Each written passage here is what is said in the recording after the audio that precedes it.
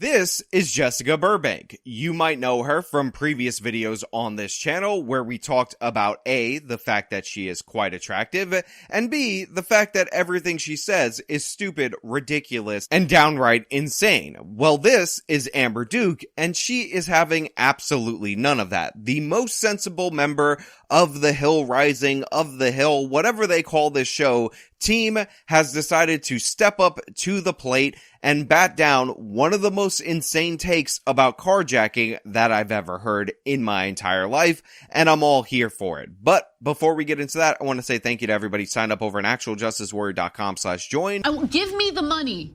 Give me the money. Okay? And thank you to the podcast listeners, Spotify, Apple, and Google's podcasting platform. New year, more crime? D.C. police have reported 43 vehicle thefts in the first 3 days of the new year, per WUSA 9 News. So the setup for this segment is as follows. In Washington, D.C., in the first 3 days, that's a trace for you guys who speak Spanish out there in the audience, of the new year, we saw over 40 carjackings in the District of Columbia, our nation's capital, and this has led people to believe that they are in for it, another year of rising crime, and specifically carjackings, which appear to be a growing problem, not a shrinking problem. Now, there is some positive indications in the data as of 2023. I've discussed at length where there are some issues with that data, but overall, one of the things that I tend to look for before the victimization surveys come out is the homicide data, and nationwide, we did see a drop in homicide, and that is a good thing. Now, it's not lower than 2019. That dramatic increase in 2020 has not been unmade yet, but we gotta acknowledge progress where it actually is, and now we gotta talk about where we're not progressing, where things are getting worse, and that is DC in terms of carjacking. Or do we? Because Jessica Burbank thinks that we don't, and thinks that she has a logical explanation for these carjackings, and it's so funny. I can't wait to play that portion of the clip. Squires, who had previously voted for Allen, formed a recall committee last month because she believes Allen's reform bill was, quote, going in the wrong direction. According to the data from the Metropolitan Police Department, carjackings in D.C. nearly doubled last year. Reporter John Fahey wrote on X, which D.C. council member worked to lessen penalties for carjackers. That's right, Charles Allen. He needs to be recalled ASAP. So right there in the opening, they have Jessica Burbank read off the stats in terms of carjackings, and to be clear, carjackings are different from Grand Theft Auto, and Grand Theft Auto has been up ever since we learned about the glitch in Kias and Hyundais, and you had a bunch of teenagers deciding that they were going to go on joyrides. We've done a bunch of things about the Kia boys and all the dangers that we actually see with them, but carjackings in particular doubling are a huge problem because carjackings are an inherently more violent crime as they involve stealing an occupied vehicle, often at gunpoint. So DC really wasn't the only city that experienced an increase in carjackings. This was the only actual metric that's tracked by FBI data nationally. It covers about 78% of the U.S. population, where they saw a 10% increase in motor vehicle theft, but actually a decrease in violent crime by 8%, murder by 15.6%, rape by 14.8%, robberies down by 9.4%, aggravated assault down by nearly 7%. So one of the things you'll notice about people who don't want to talk about the increase in crime that we've seen since the Black Lives Matter riots is that they will often pivot to a different data point whenever you present a topic to them in order to deflect off the main issue. And this is a perfect example of that. You have Jessica Burbank allegedly reading the national numbers. I will explain why she isn't to you guys a little bit later in this segment in order to obfuscate the fact that the topic is a doubling in carjackings in the District of Columbia. So she says, oh, murder's down 15%. That's not true nationally. That's true in big cities. That's the disparity that she's not really acknowledging. Murder is actually down about 12% nationwide.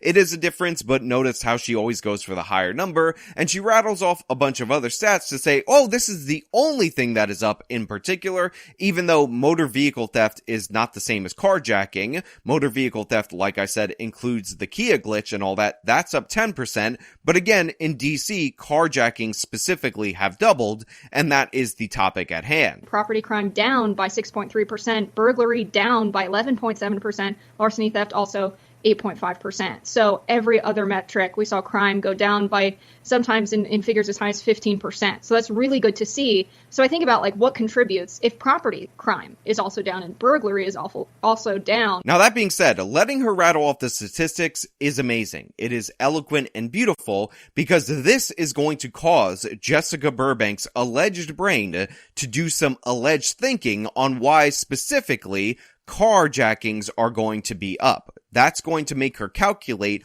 run numbers and scenarios in her head, and what this non-supercomputer called Jessica Burbank spits out is gold. Not for theories related to criminal justice, but for you and for me and the entire human race. So I think about like what contributes if property crime is also down and burglary is also down. Why are we seeing an increase in carjackings? I mean, we saw an increase in the price of used cars and trucks go up by 40%.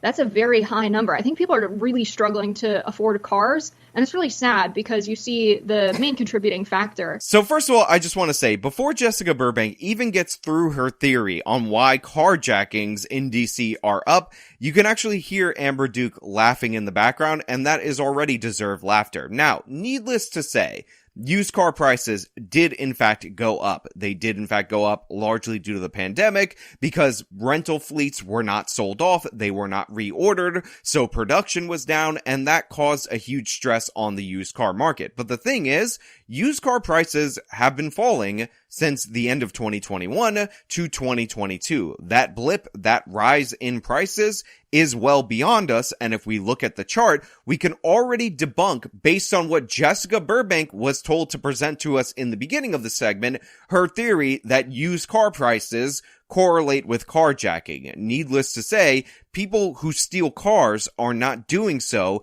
because they can't afford cars. Because when you steal a car, you don't drive it around for years and years and years. You can sell it, but the maximum price that you could sell any car for that is in fact stolen is about $2,000. Usually they do it for parts, usually they do it for other things, but they're not stealing it to be their day-to-day vehicle. And it cannot be possible that a grown human adult, somebody who went to Brown University like Jessica Burbank, is actually going to make the argument that people are carjacking other people in order to have a car for day-to-day normal use and normal errands.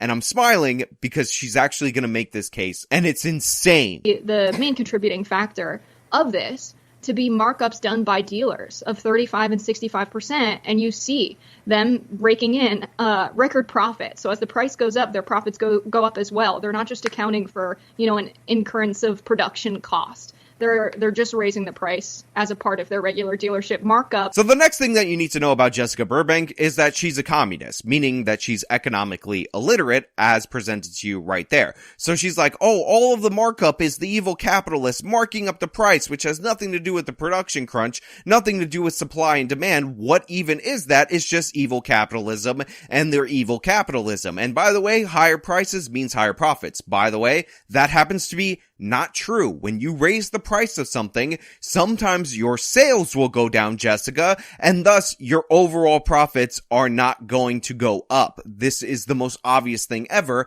Have you ever heard of a store called Walmart? Their entire business model, just like Amazon, is to sell you a lot of volume at low prices in order to make profit by the large number of sales that they're getting. So no, higher prices do not necessarily mean higher profits. When used car prices go up, the price that these car dealerships have to pay for those cars in order to get them to sell them to you also goes up. When I was dealing with the used car crisis, I happened to be in an ideal situation. A relative of mine, and I even made a video about this, had a lease that was expiring. The payoff amount for once in the entire history of the world was actually worth significantly less than the car's resale value. So I had my relative, as explained in that video, buy out the car at that lease amount and then do a trade-in for a credit, which was $10,000 more, in order to get a new luxury car, because that particular relative was never able to afford a luxury car, but through this crazy machination in the market, she was able to do so.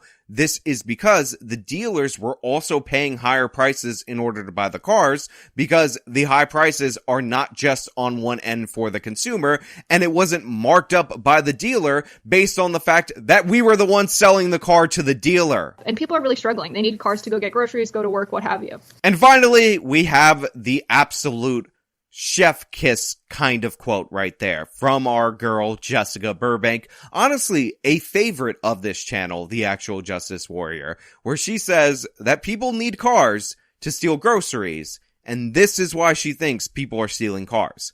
That is right. Jessica Burbank thinks that the Kia boys are stealing Kias, and in this particular case, we're talking about carjacking, so we're talking about people who are probably pointing guns at people in order to force them out of their car, in order to go grocery shopping, in order to get themselves some tomatoes, in order to get themselves some basil, in order to get themselves some Whole Foods, because that is how this person thinks about life. Has there ever been anybody more disconnected from a criminal? Look, I've made fun of Emma Vigeland for being incredibly sheltered, growing up as the child of 2 U.S. attorneys, not having any idea on why people commit crimes, but this is another level. This is an absurdity on top of an absurdity. People are not carjacking people in order to buy groceries. That is not a thing that's happening. Just think about it logically. If you're anybody else but Jessica Burbank, you might have to think about this illogically because your brain doesn't work very well. But would you point a gun at somebody, force them out of their vehicle, be ready to potentially kill that person because you needed something to take you to the grocery store? Really? Just think about that hypothesis for a second. I think this is a huge misunderstanding of why people are taking cars. And I'll start with the fact, with your point on violent crime. Across the country, yes, violent crime decreased between 2020 and 2023 for a variety of reasons, not least of which being the end of the pandemic. But in major metropolitan cities, violent crime is still up. In fact, in D.C., violent crime is up 39%.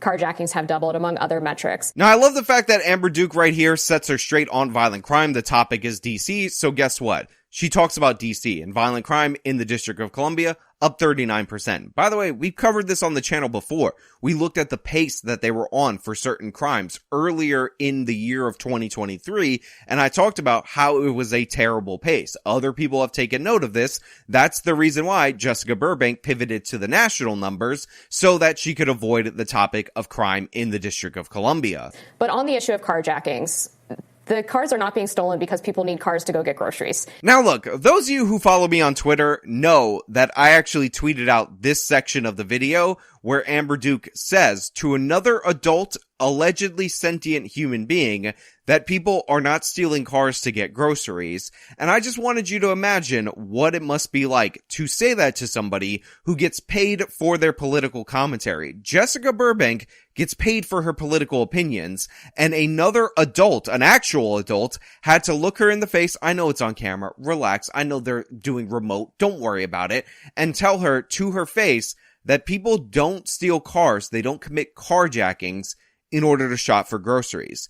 This is the equivalent of telling a 30-year-old that Santa isn't real. Of course, not acknowledging the fact that Santa is real, because where did my presents come from that were under my Christmas tree? Checkmate, you Santa deniers. You don't got any evidence to refute that, but point being, this would be the equivalent of saying some other actually mythical figure wasn't real to an adult. The cars are stolen and taken to chop shops, where they are then torn apart and sold for profit, or they are taken to use in the commission of other crimes and then dumped elsewhere. So the vast majority of cars that are stolen in the nation's capital are often found later on abandoned, sometimes destroyed. So right here, you can see Amber's laying down the law right here. She's telling Jessica exactly how it is, and Jessica is being distracted. She's probably thinking, well, they found the car later on, but did they happen to have a tote bag from Whole Foods in it? Because if they had a tote bag from Whole Foods in it, checkmate, Amber, they were shopping for groceries, and they abandoned the car because they needed to carjack a different car in order to bring their groceries home, in order to stock them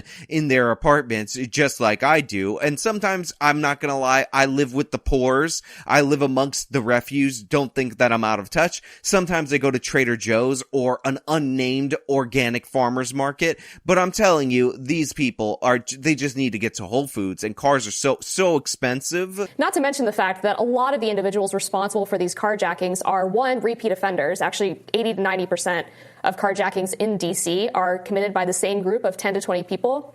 but also many of them are actually too young to even really drive, as was the case in the infamous story about an Uber driver who was carjacked by a group of teens. Those teens were too young to drive. They were between the ages of 13 and 15 years old. They ended up crashing the car and killing the Uber driver. So this is not a case of people stealing cars because they can't afford them and they need them to live their daily lives. They're taking these cars because, one, they can make money off of them, or two, they're using them in the commission of other crimes. So yeah, Amber is sound, sensible, reasonable right here. She also talked about the fact that a bunch of these kids are kids. They're not even eligible to drive and likely not interested in shopping for groceries. Now, what Jessica is Googling right now on her computer is whether or not at any point in time the children that murdered that Uber driver in that horrific video said that they were hungry, because that will support her narrative that these are just innocent Aladdins stealing the car in order to buy bread for their family rather than just stealing bread for their family directly. Yeah, I'm sure this is all going over well in little Jessica's head. Fundamentally,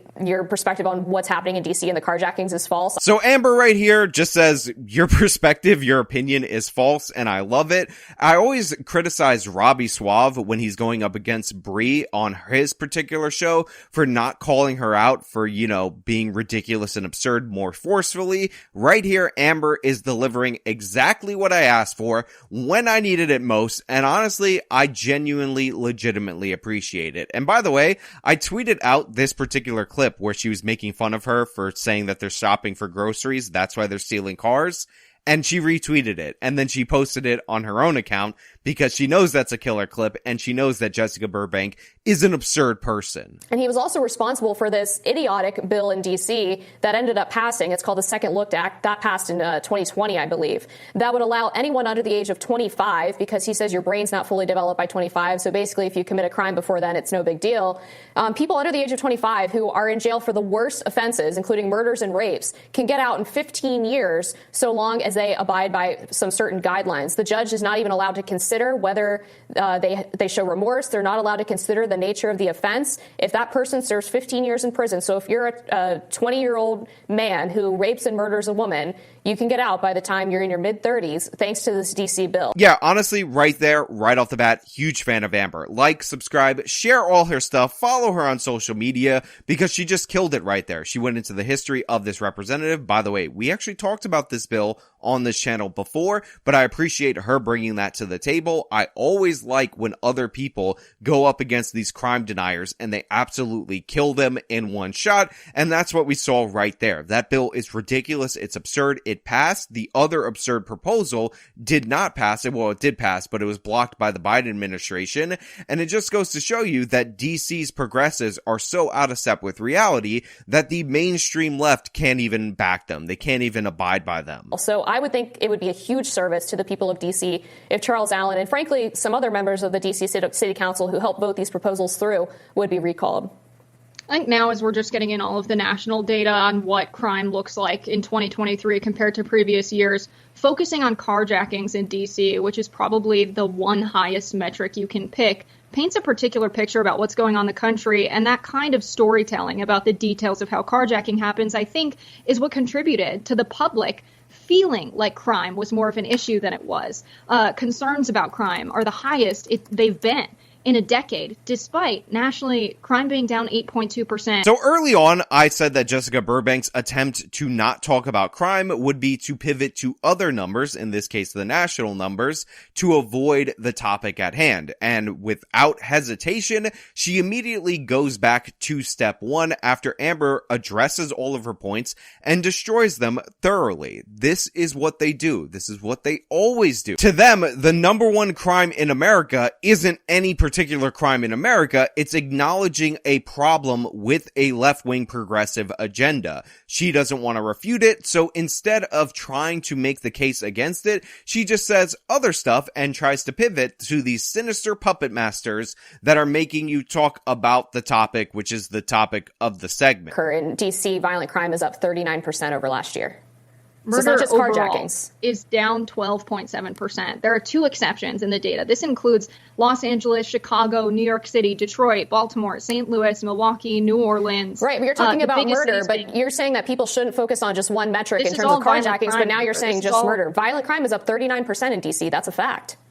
D.C. is one city in the United States. And that's the one we're biggest talking about. cities- Charles Allen is on the D.C. City Council. So again, she keeps trying to pivot to national, and then she's like, look, DC's just one city, and Amber tells her the most obvious thing in the world, which is that's the city we're talking about. We're talking about Charles Allen. We're talking about carjackings in DC. So looking at the DC numbers would seem to be more relevant to the story that we're trying to tell. Right. And I think it's dishonest when we're getting all of the data in about crime from the year to just focus on DC and talk about carjackings. Well, people who live in DC care about DC. That makes sense, right? Their elected officials are pushing through proposals that make it easier for criminals to get off the hook, particularly the most violent criminals in the case of Charles Allen, who has the Second Look Act that he helped pass, and pass in 2020. That matters to people who live there. You saying that crime is down in some other city in the United States of America that doesn't have the insane policies of DC is great. Maybe DC should get rid of the people who are preventing good policy from being implemented and pushing bad policy. Of course it matters to people in DC, but I think a lot of our viewers are not in DC and they care